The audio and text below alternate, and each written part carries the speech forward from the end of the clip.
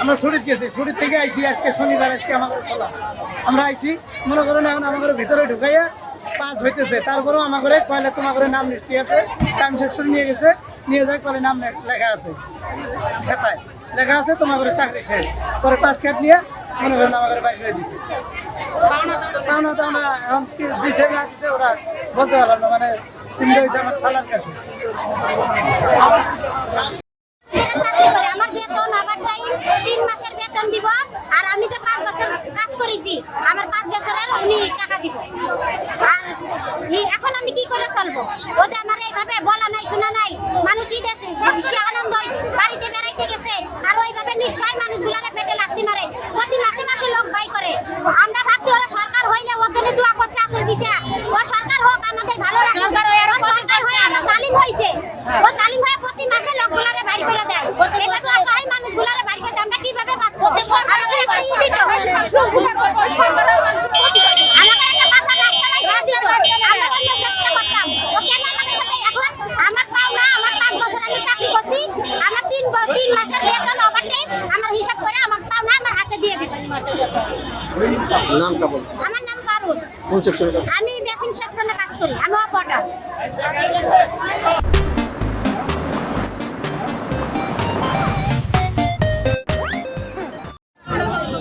আমি 2 মাস আগে ঢুকছি, আমার প্রায় আসতে লেট নাই।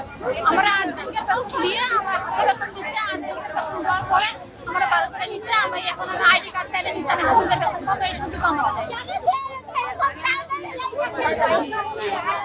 ওরা বাইক করে তারপর আমার 3 মাসের বেতন দিল, এই বেতন পাই নিজে সেই বেতন সেই বেতন আমার দেয়। আপনার নামটা? আপনার নামটা কি নাম? আরজিন। 13 বছরের চাকরি করি, আমাকে বেতন হুট করে একটা আসি, আমাকে কয় তোমরা যাও গা, কার রাখছি, কার দেখে কয় চলে যাও। আমি বলছি কে চলে যাবো, আমাদের এই লেগে বেতনের কয় তোমাদের বেতন মোবাইলে গেছে। খালি 13 বছরের চাকরি করি 1,05,000 টাকা দিছি বেতন, ওই ডিজাইনের টাকা, ওই টাকা হয়। হ্যাঁ, 1,35,000 টাকা দিছে। হ্যাঁ, 3 মাস 13 দিনের বেতন পাবো, তারপরে 13 বছর হলে চাকরি করি, হাফ বেতন দেয় নাই, ইয়ের টাকা দেয় নাই, বোনাস ইয়ের টাকা হাফ বেতন দেয় নাই, তারপরে ডিজাইনের টাকা সম্পূর্ণ দেয় নাই। কে এমন 60,000 টাকা পাই হিসাব করে, 60,000 বেশি পাই। আমরা যাদের আসলে ছাঁটাই করেছি তাদেরকে আমরা আমাদের সরকারি বিধিবিধান এবং আমাদের কোম্পানির নিয়ম অনুযায়ী ছাঁটাই করেছি।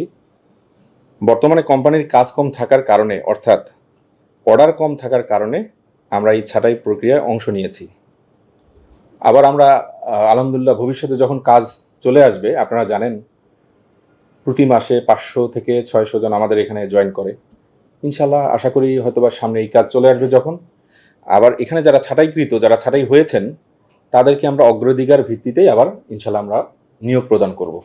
তাদের যে পাওনা দেনা আছে সেটা কবে নাগাদ শোধ করবে? পাওনা দেনা তাদেরকে আমি বলছি, তাদেরকে পাওনা দেনা তাদেরকে সম্পূর্ণ বুঝাই দেওয়া হয়েছে, তারা তাদের বিকাশের মাধ্যমে সেটা পেয়েছে।